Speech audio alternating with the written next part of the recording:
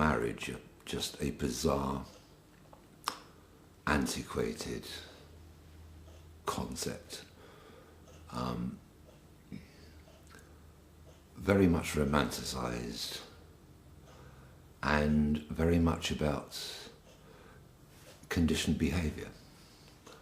That it's a sort of done thing and it's been done by everybody through the ages, so therefore it's something you kind of have to do. It's an expectation which is put on you.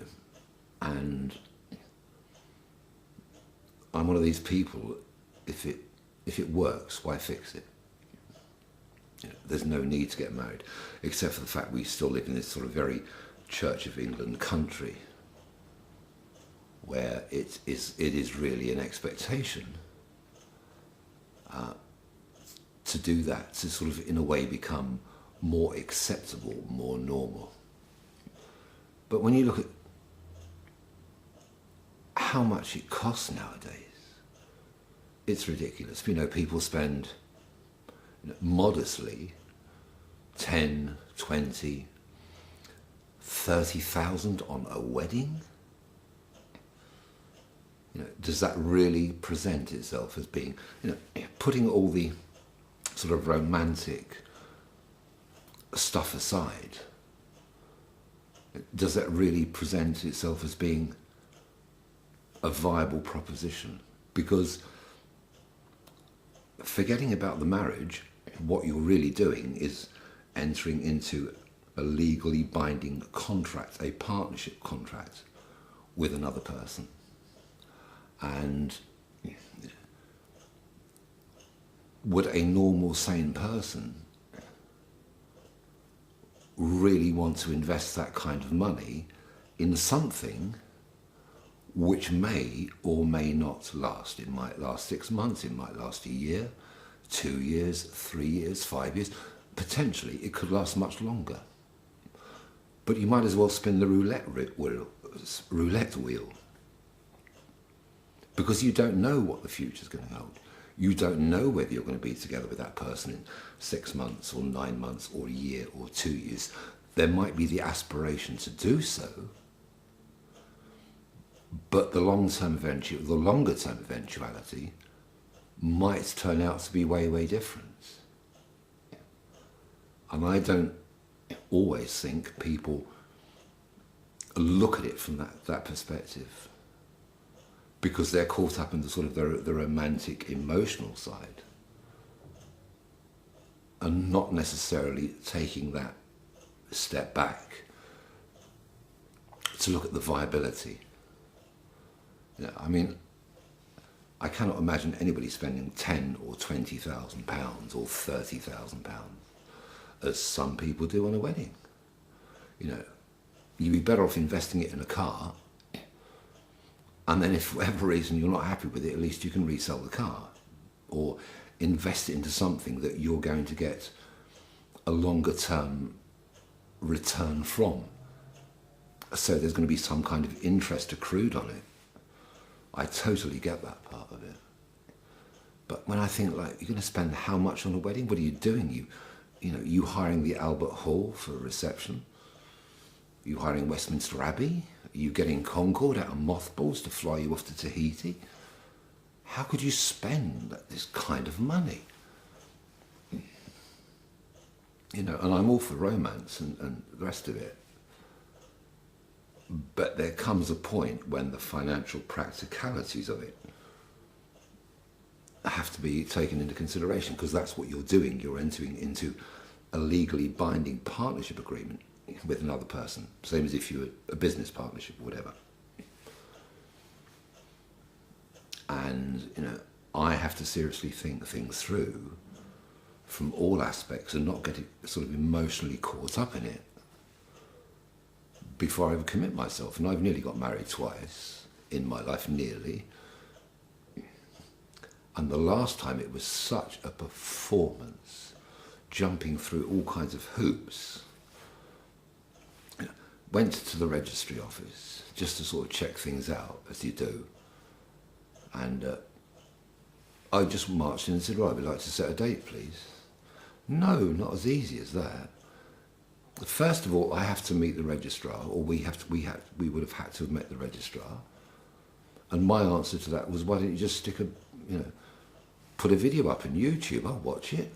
I don't need to see a registrar to tell me what the process is. So that kind of holds things up, with so many people waiting for appointments to see the registrar. And then there has to be another waiting period. So like 6 or 9 months later, you can finally get round to it. And I thought, I just can't be bothered jumping through all these hoops. You can see why in the United States of America that, you could drive into a motel somewhere and Elvis or Darth Vader will come out and marry you. But we have to go through so much bureaucracy, so much red tape in this country. It is unbelievable. I couldn't believe it. The money that people make out of weddings is obscene. Absolutely obscene. For what? So you're going to spend 10, 20 grand on one day. Hopefully a lot less. But, apparently the average cost of a wedding can be £20,000 to £30,000 for one day. One day. Blowing 20,000, 10,000, 15,000, 5,000, 30,000 or more on one day. For something which may or may not last. You might just as well walk into a casino, put the lot down on a roulette wheel.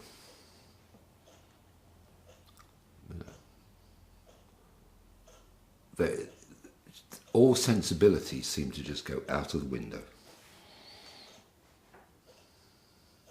And with the best will in the world, you cannot guarantee that something is going to last a year or 2 years or 5 years. You might have the aspiration that it will.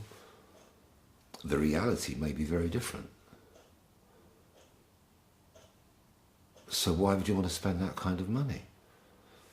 Spin the wheel. With the best will in the world, there is no guarantee that it's going to last. None. As I say, the aspiration might be that it will. The reality in time might prove to be very different.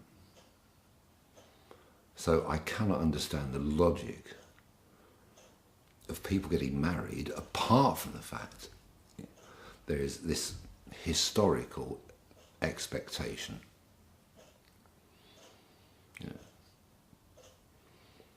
If you're going to be with somebody, fine, you can have a little contract with the terms and conditions clearly spelt out for either side. I get that. But they have got to be very clearly spelt out in black and white, written out, before it takes place.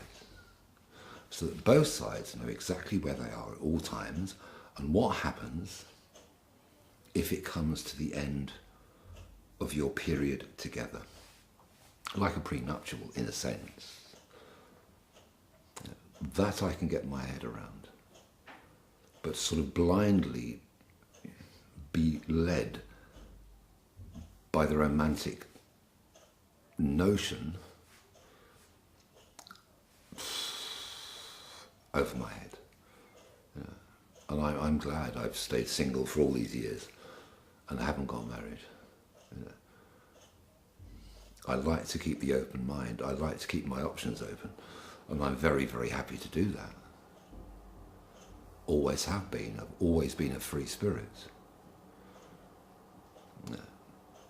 But don't even go there with marriage, because it's just, for me, looking at the logical, practical side, a complete and utter waste of time. There's absolutely no need or necessity for it, really. It is not a good financial risk or investment. Yes, in terms of being with somebody, loving them, all the rest of it, okay, I understand that.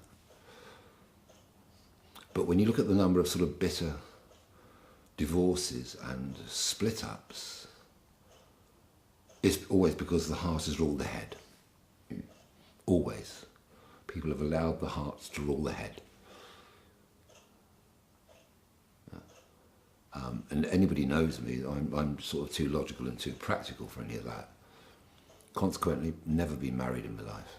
You know, I've survived, I've got away with it. And I intend to keep doing that as well. I like to keep my options open. That's it. You know,